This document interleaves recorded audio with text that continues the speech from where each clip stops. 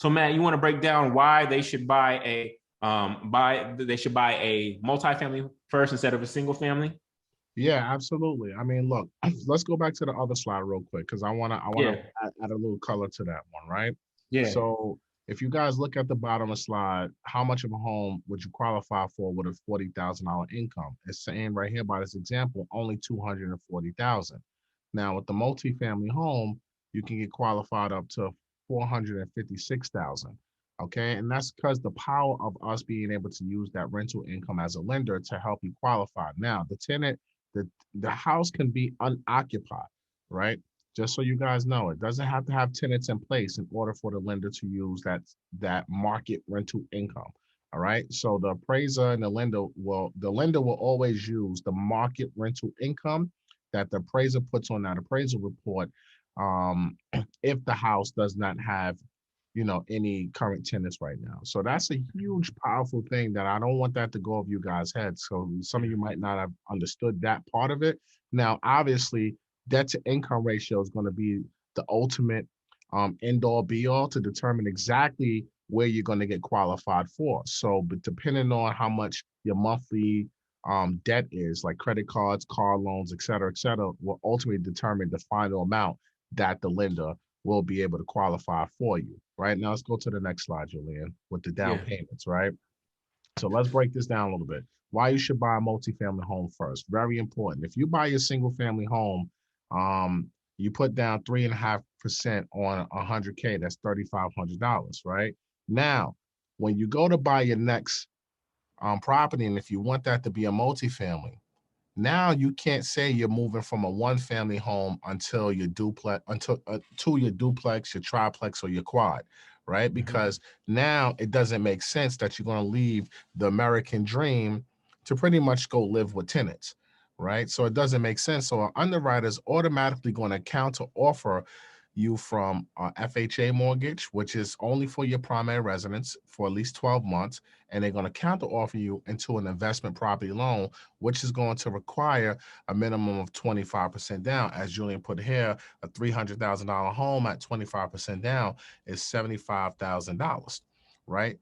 At Now just get your mind blown emojis ready. Get your mind blown emojis ready. Because watch this, y'all.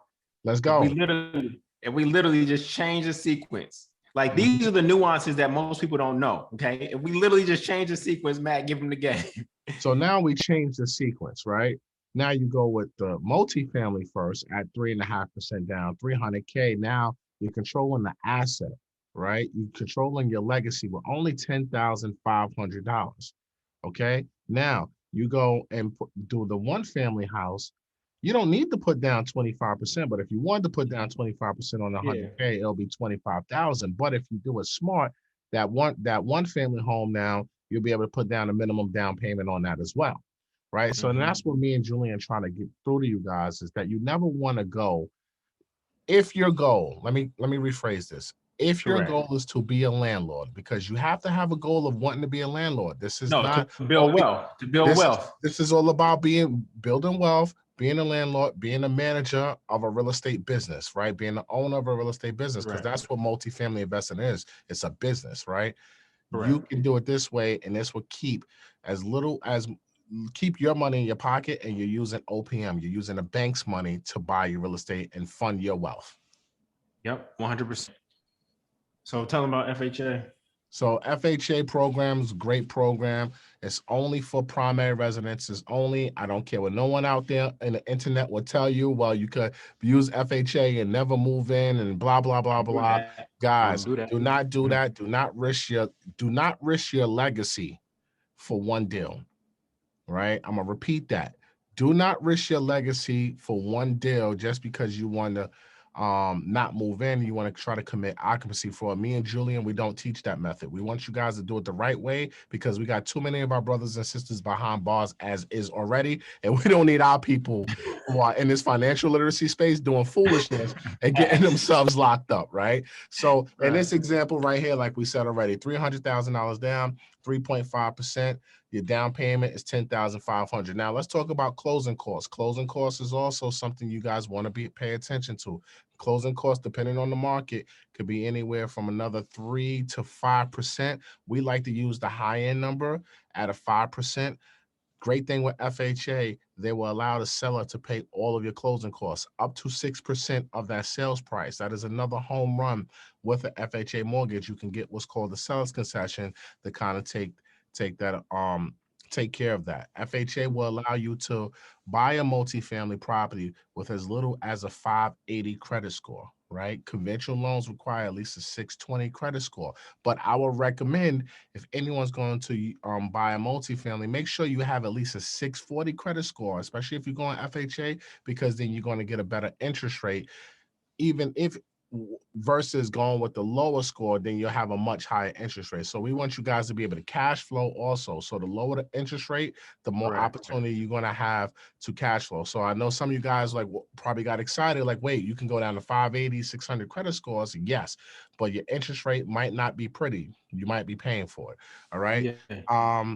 You want to add anything 100%. else to this? Yeah, no, but this is actual duplex that I control here in New Orleans. And I just want to show you the exact numbers on how this ATM machine pays me every single month. So $300,000 down, 3.5%, right? Initially, 10,500 in. The rents are 3,200. And I'll show you rents from December. That's a rent check right there from that particular space. The mortgage is $1,259. The taxes and insurance are $335. The CapEx, repairs, and vacancy rate, $515. Most investors will not talk about this to you, especially for those of you who invest in real estate funds. They will not talk to you about CapEx, repairs, or vacancy rate. This is money that we set aside from rents every single month in a separate account to make sure that we can reinvest into the structural integrity of the property so that it actually lasts 30, 40, 50, 60 years, all right?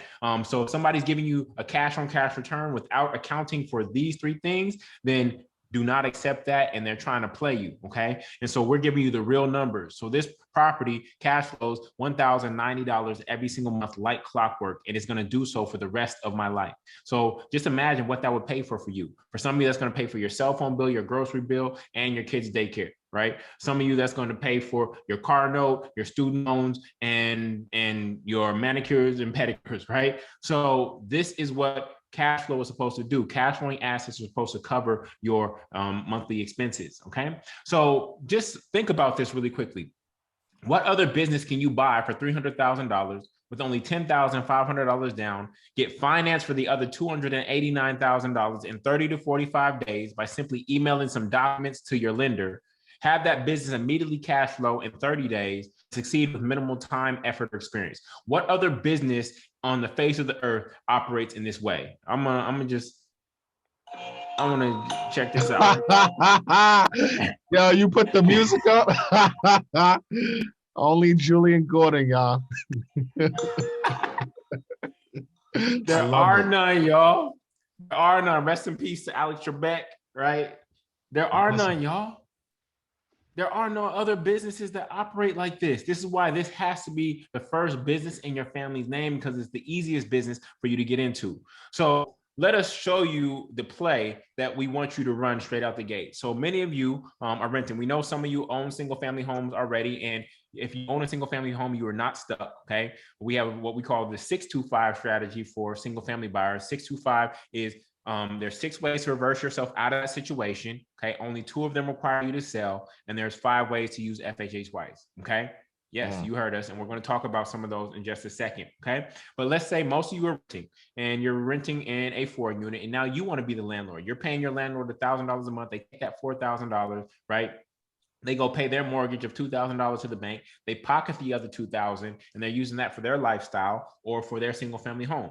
Now you want to buy a multifamily like I did in Brooklyn, okay? Now you've got a 4-plex, and you have rents coming from the 4th floor, 3rd floor, and 2nd floor. That's $3,000 down to you, who's living on the 1st floor for free, 100% free, okay?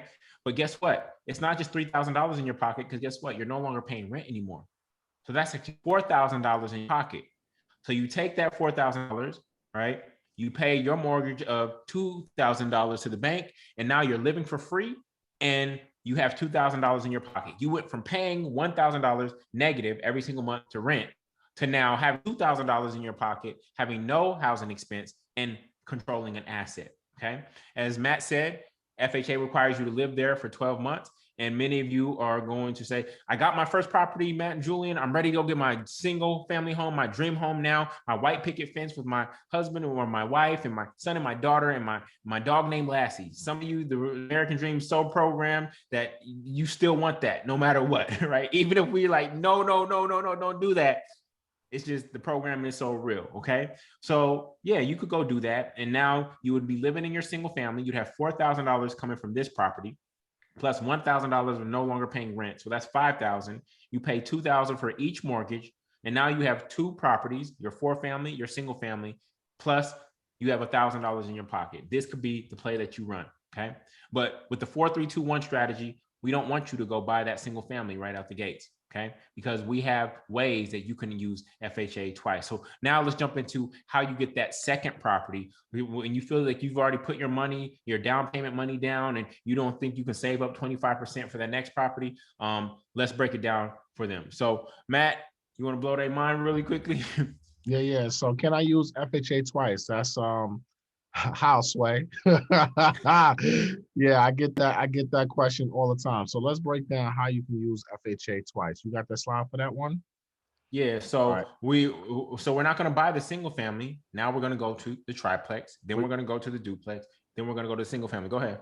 Exactly. So you can use FHA by the 4-3-2-1 strategy, right? That's number one. But you also can use it with the 100-mile rule, right? Yep. So if you're using FHA, let's just say you do have your single family in New York, but you're relocating to, I don't know, Chicago, right? Mm-hmm.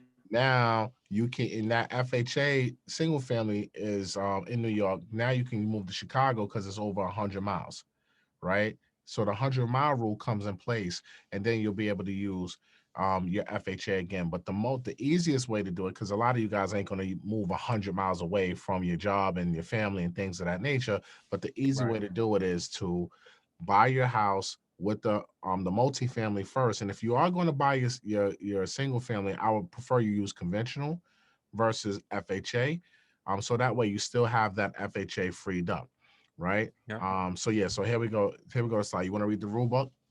Yeah, so according to the FHA loan rulebook, to prevent circumvention of the restrictions on FHA insured mortgages to investors, FHA generally will not insure more than one mortgage for any borrowed transaction with an existing FHA mortgage is paid off and another FHA mortgage is acquired are acceptable. Any person or individual or jointly owning a home covered by a mortgage insured by FHA in which the ownership is maintained may not purchase another principal residence with FHA mortgage insurance except under situations described below, and they are.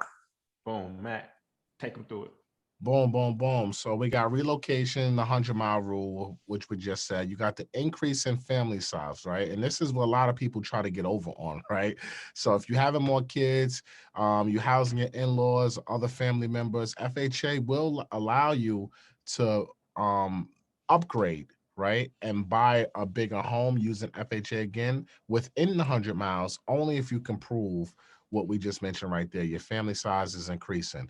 All right. Vacating a joint owned property, i.e., you're getting divorced, you have some roommates or whatever the case may be, and you're moving on. Right. But most common is really divorce. Right. If you have an FHA on your marital residence, you're getting divorced, you can show the divorce decrees and you're moving to another property, then FHA will allow you to do it again. Non-occupying co-borrowers, right? You're buying a home for your parents, right? You're buying the homes from an elder, someone other than yourself, then you'll be able to go on as a non-occupant co-borrower, co-signer for someone else's loan. But, obviously that wouldn't be your house, but you'll be able to co-sign for someone else. So these are the ways that you can use the FHA loan twice. And the fifth way, as Matt already mentioned, some of you might have caught it, is to refinance out of the FHA loan into conventional, and then that sets you up to be able to use it again after you fulfilled the 1-year living requirement. Okay, and I want to stay on that real quick, right? Because I think that's very important. Is the refinance, right?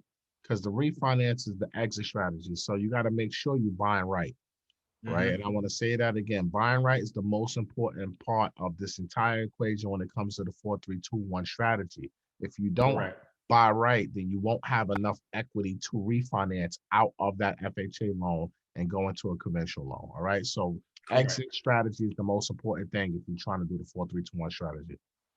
100%. So FHA rules, FHA will not insure Oh no, I think we read that. So the property must be owner occupied for 1 year. We just want to emphasize that the property must be owner occupied for 1 year. You have 60 days to move in, right? Is the clock start, Matt, does the clock start once you move in or once you close?